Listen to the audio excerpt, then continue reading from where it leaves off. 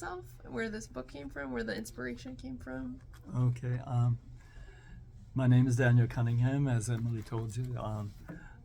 I left Canada in 1968 to join the U.S. Marine Corps to go to the war in Vietnam, along with maybe 20,000 or so other Canadians. Nice. What was kind of the inspiration for you to write a book about the war in Vietnam? That's a complicated question. One thing is, the inspiration in part came from this book by Fred Gaffin. Get that straight. Unknown Warriors.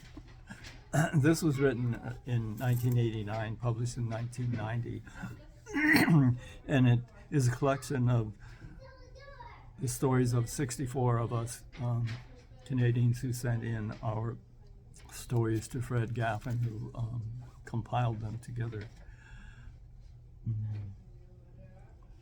What else? So you were part of the soldiers that sent their letters or their stories to Fred Gaffin. He compiled it into a book. Why do you feel the need to write a book now, since these stories are already compiled and collected? Okay, that's a good question. That's what you originally asked. Well, now, this is more than 30 years since that original book, and there have been other publications and articles written in the VVA newsletter also, but since I have lived in the U.S. most of the last 50 years, and of course I've been among other Vietnam veterans on the job and homeless and in the VA hospitals, I have not been associating with other Canadians who were Vietnam veterans, so I'm not familiar very much with their stories. I would like to know how they have fared with readjustments, getting back into society, dealing with the Veterans Administration. I would like to know that they have done well, and I'd also like to know if there's been a lot of suicide and drunkenness and abuse and rejection, because that has been the case with a lot of Vietnam veterans in the U.S. Can you maybe explain why you chose the title that you did? Well, the title sort of came as a follow-up after Unknown Warriors. Also because of the fact that some of the other literary works on this subject have had titles like You Volunteered, which was published in Canada, and it was rather a rebuttal to the population that we're speaking of, the Canadian veterans of the U.S. Armed Forces in Vietnam. As the title implies, the attitude of the book was that you have nothing coming to you. You get what you asked for, or you don't deserve anything. I might point out that in Canada, the Canadian Vietnam veterans, there are in a movement to get recognition by the military groups such as the Canadian Legion, so that they can get recognition for their service in the military. They've been largely rejected by the Canadian veterans of other wars, because officially Canada was not involved in the war, and also there are those who consider them to be mercenaries, and the fact that they left their country to go to war, on the one hand, for some of us, well, speaking for myself, it was a crusade against communism. It was a thought of fighting against this evil over there so we don't have to fight against it here. Maybe that seems like a childish or simplistic idea to most people these days, but it was a valid idea for us, at least back then it was. So there's a big difference between thinking of yourself as a crusader and being thought of as a hired killer. Can you? Oh, sorry. Oh, go ahead. So I think to that point, I mean, a lot of Americans were never really taught in detail the history of Vietnam or our involvement or even the involvement of Canada. So can you, I know just roughly, I mean, the general impression that I receive, and I think the impression that we usually get is that most people were against the Vietnam War, that there was a lot of political activity against it. But what was the attitude? What was the environment in Canada? And why is it that you joined, that you crossed the border to join That's a good the question. U.S. military? As you say, there was a lot of feeling against the war in the United States. And in Canada, similarly, there was a lot of feeling among, especially the young people, against the war.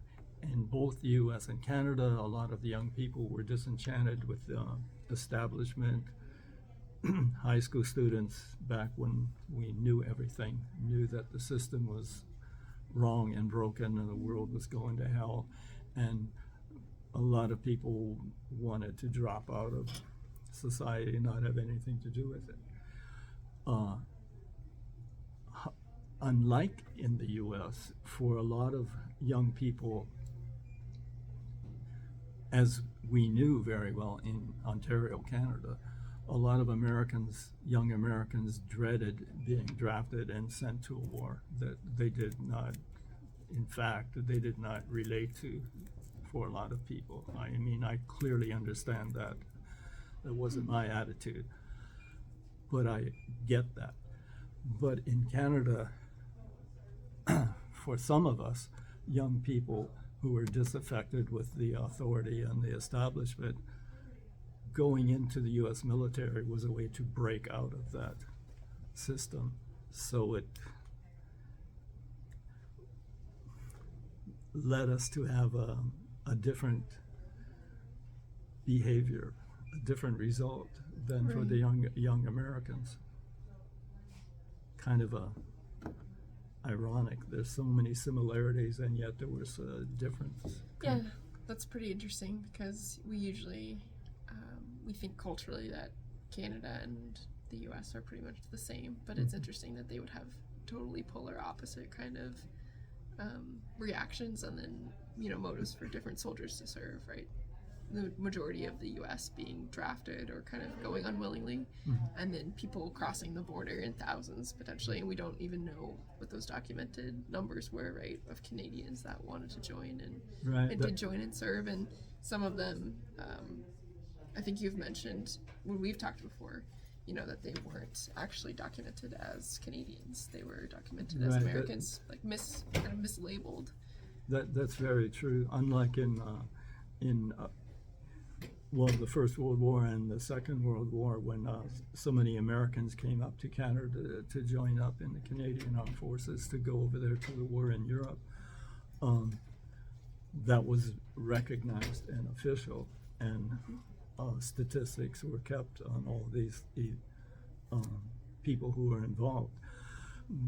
But in the late 1960s, when the border between the U.S. and Canada was much more fluid, and people would cross the border at will in order to find work or to get married or to get away, for that matter. That was very common. And so there were Canadians that happened to be living in the United States and got a notice from the draft board or something, and so they volunteered, and they were not U.S. citizens, but they were listed officially as U.S. citizens, and nobody cared in those days. So accurate statistics were not necessarily kept. In Canada, the people who went to the U.S. had no official status, recognized by the Canadian government. They were something between missing and deserting as far as the system was concerned. They never lost their citizenship, though, correct? Or Well, did they? actually, that's another question that's not very clearly defined. No, they did not lose their citizenship, but there's a couple things I could mention. One was that the politician named Spiro Agnew, whom I didn't pay attention to very much in those days, but I learned years later, as I was reading many of the books that are out there about Vietnam, that he had made a speech in Canada in 1960 something when I was in high school, in which he said words to the effect that any of the Canadian boys that cared to come and join up in our armed forces to go to Vietnam would be welcome, something like that. He couldn't officially recruit because that would have been clearly illegal. Right. But I have no idea how much influence that had, since I didn't even know of it. Right.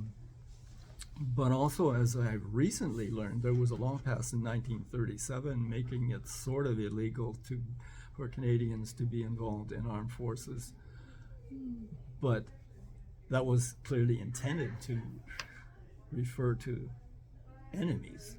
The same as in the United States, when it's clear that if you join the armed forces of an enemy country, your citizenship is automatically in jeopardy. Right.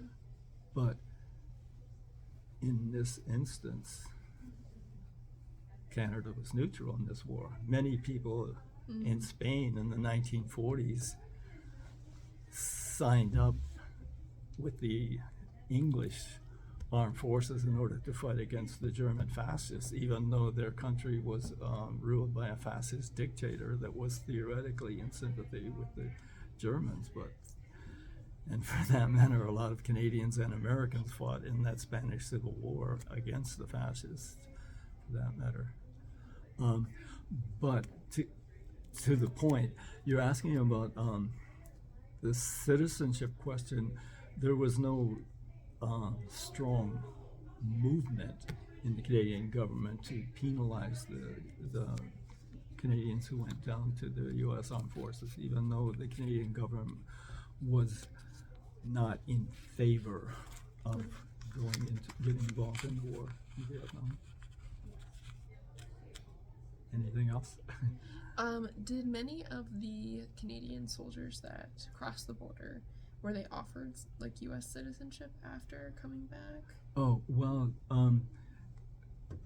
having served in the U.S. Armed Forces, one is eligible for U.S. citizenship. Did many take it up? Like, that's another thing I don't know. Okay. I would like to know about that. Yeah. In my case, in the 70s, when I was going to school in California, I was not interested in getting U.S. citizenship because I would have had to revoke my Canadian citizenship.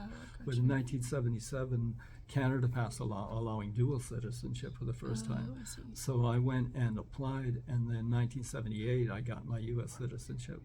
But theoretically, I kept my Canadian citizenship at that time. Okay. Yeah.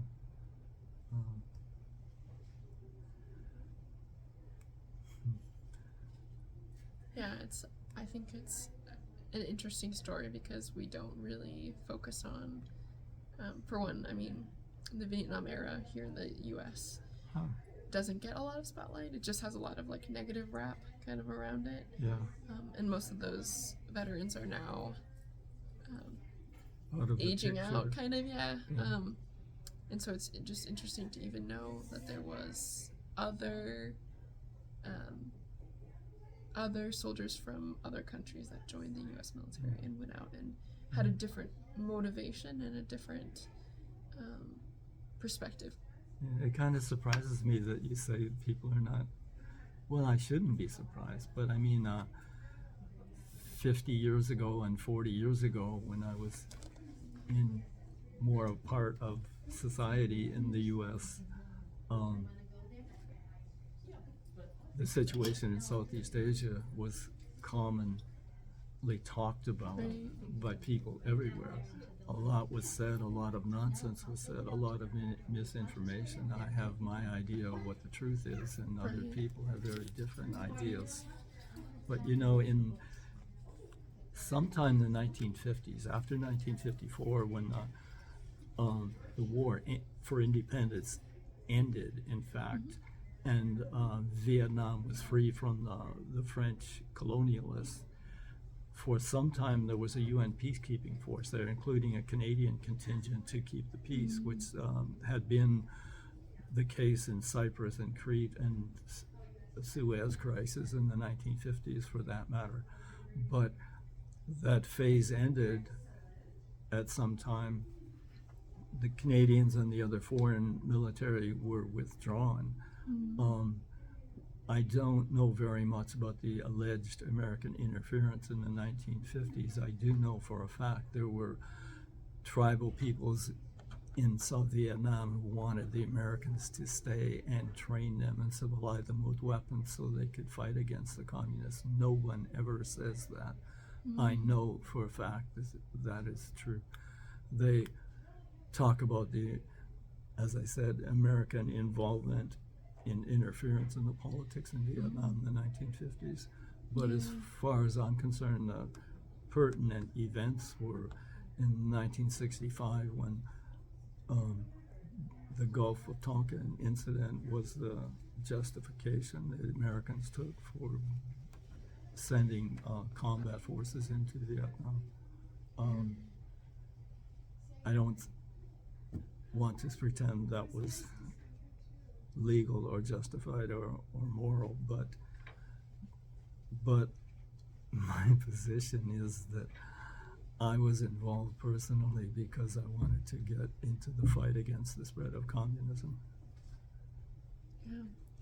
No, that's awesome. And I think, you know, as you continue to write your book, I'm just interested in knowing how these stories will develop and how it will create kind of context for other soldiers' stories to kind of fit into this broader narrative and bring, you know, a unique perspective and understanding to the Canadian armed forces that were part of the U.S. military, which many people have no idea that that was even a thing. Right. That was very well put. I'm very interested to find that out too. So hopefully with this video we'll get the word out to more people, and I invite any of the Canadians surviving who were veterans of the U.S. Armed Forces and that went to Vietnam to send me the stories. I'll publish them in my book verbatim without editing or criticism. And so thanks for listening. Yeah.